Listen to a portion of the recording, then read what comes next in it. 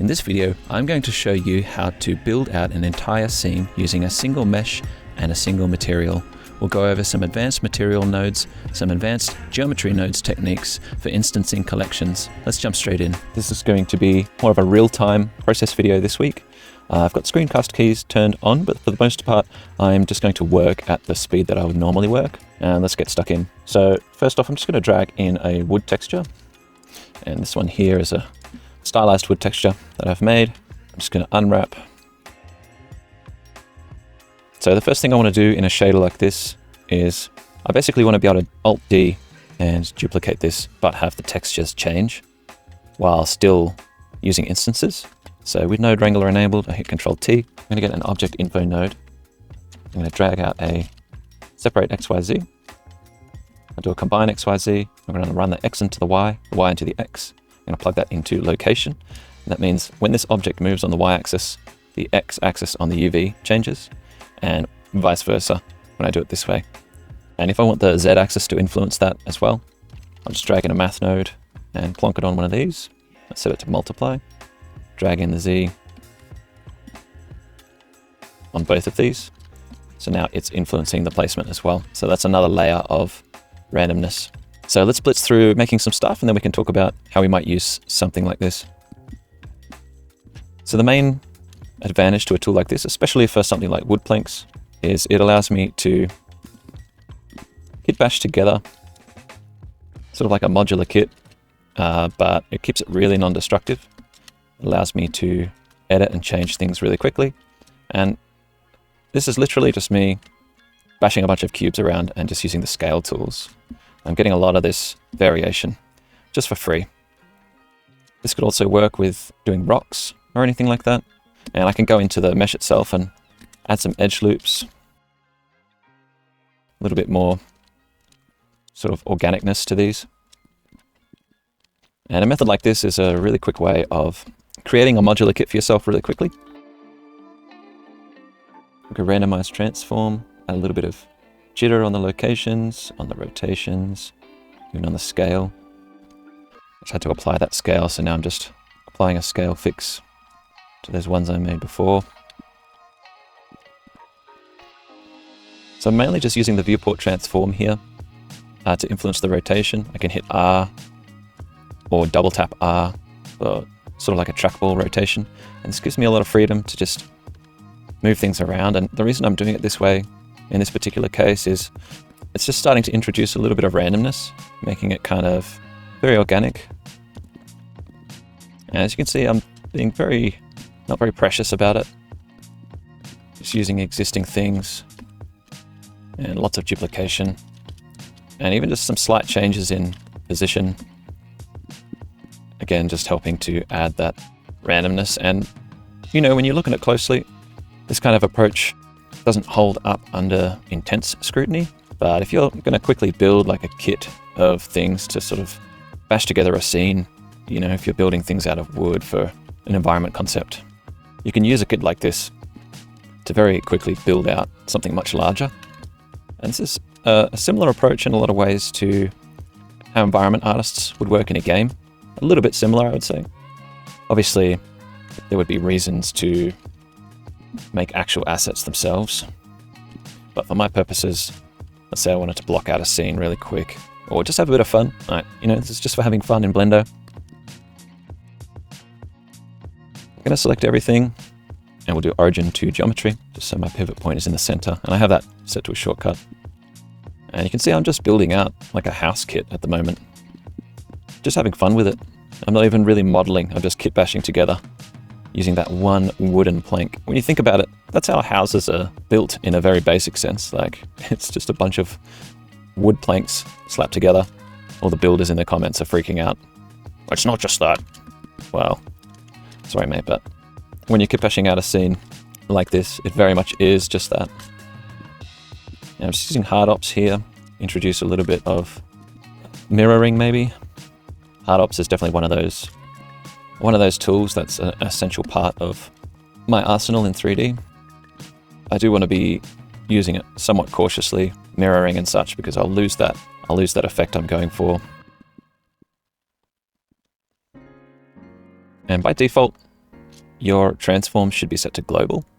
And I could switch to local, but what you can also do is if I go S, X, scales it on the X, but if I hit X a second time, it's going to start scaling it on the local X, and that'll be more obvious if I do it in the Z axis. So S, Z, and then Z. And that's what allows me to so quickly just jump into local mode. And I've been working for 20 minutes now, and I've got myself sort of like a kit. So let's talk about how we might use this but keep it non-destructive. So don't forget, everything is just in a single object, and just for fun, I want to keep working in that modular fashion. So I'm going to drag in a plane, and I'm just going to grab a line here, center origin to geometry, and let's make ourselves a nice little collection instancer to scatter this around. So let's go mesh to curve, curve to points, and an instance on points. I'm going to drag out the instance and type in collection info. I'm just going to pin that so I don't lose it when I select a different mesh, but let's just convert this into some collections real quick. So here's our collections. Let's move these over, and we've got our plane and our line here. So I'm going to just choose a collection to have a look at it. And you can see we're spawning in a board, but it's kind of offset at the moment. It's spawning too many, so I'm just going to set that curve to points to be 1. Now what I want to do is compensate for the offset of that geometry. So just so I can reselect the plane, I'm going to Control Shift and drag that onto instance on points, just so I can still see that curve. So you can see that this board is offset from the origin of the geometry to the same degree that this board here is offset to the world origin. So if I drag this over to world origin, it should basically line up like that.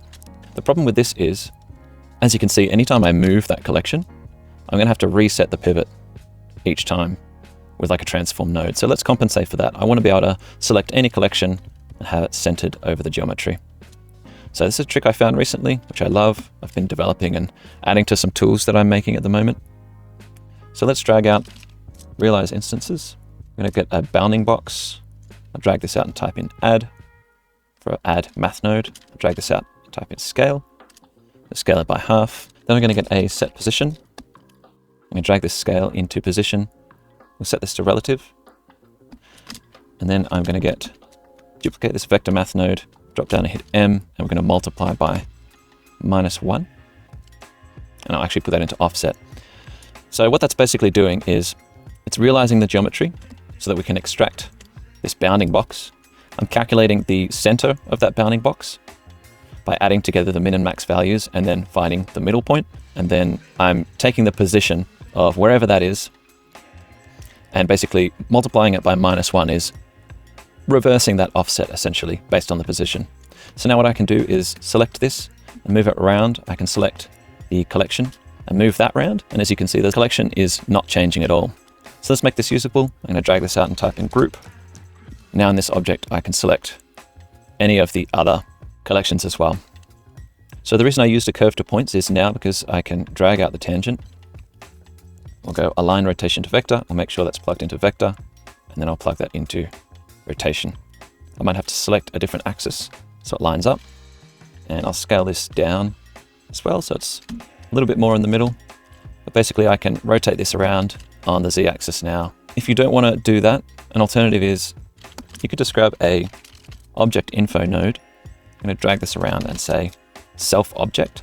So we want the transform to affect the instance. So rotation into rotation, scale into scale. I might reset that just to be influenced by the rotation. And if I do want to introduce that functionality of the object info rotation, I'll just get a rotate instances node, and then I can pipe in that rotation as well. So we still have that control, but now we've also got that other level of control as well. Now, why would I want to use that? Well, number one, for fun, because I'm still using a single object for this whole scene. But number two, there are some benefits to having this be a mesh. So let's go pillar basic, and I'm going to drag in a collection instance. So the first benefit is this is offset. So we've already solved that. For this example, I'm just going to center origin to geometry, which I've set up to a shortcut. And then you could just as easily start duplicating stuff around, but I'm creating a lot more objects, which just for scene management is a little bit of a drawback. But also what I can't do is access the modifiers tab. So let's just undo all those steps so I don't mess with the position. And let's select this plane instead. So with this, because technically I'm still using this line mesh, I can add in say, an array modifier. Let's put that underneath. We'll drag that out on the Y, and you can see the nice thing about these instances, right, is it's still instancing that plank of wood and offsetting the pattern. So I'm getting all of this variation for free. It's not just, let's apply the same logic to this pillar here. And again, using hard ops for this. I'm just going to edit this. So when I array this version, right, obviously it's not lined up correctly, but you can see that it's just instancing the same texture each time. Whereas this one, still using the modular approach, but it's looking different every time because it's actually changing the position of those planks.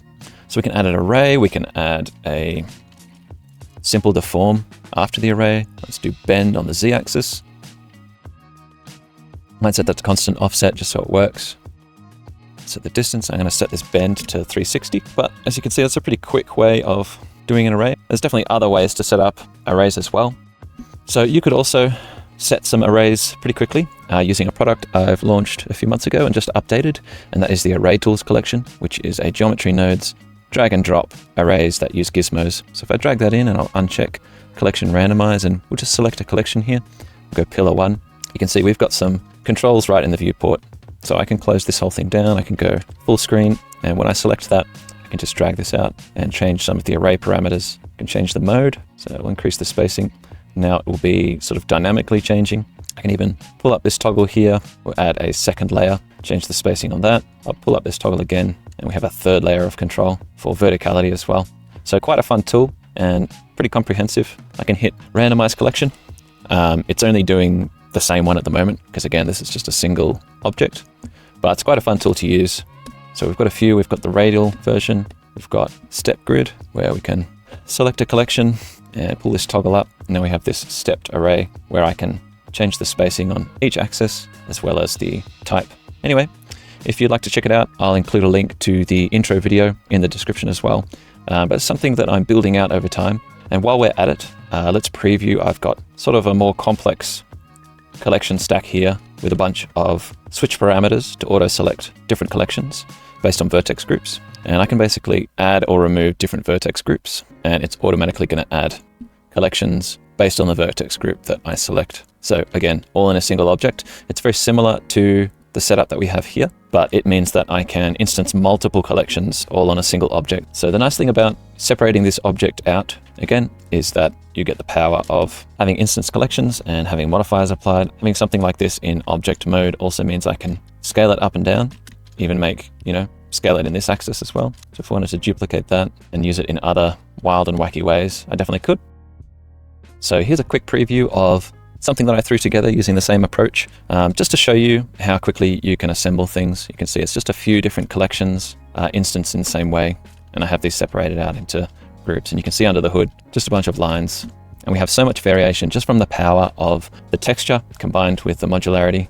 And in the scene stats, you can see we've still only got roughly 2100 tries actually being called into the scene. So not bad for scene performance as well. If you're curious about any other fun and interesting workflows or tools like this, definitely subscribe and sign up to the mailing list to be the first to hear about products and courses that I'm currently developing. And if you want to check out the latest Array Tools update, take a look at this video here.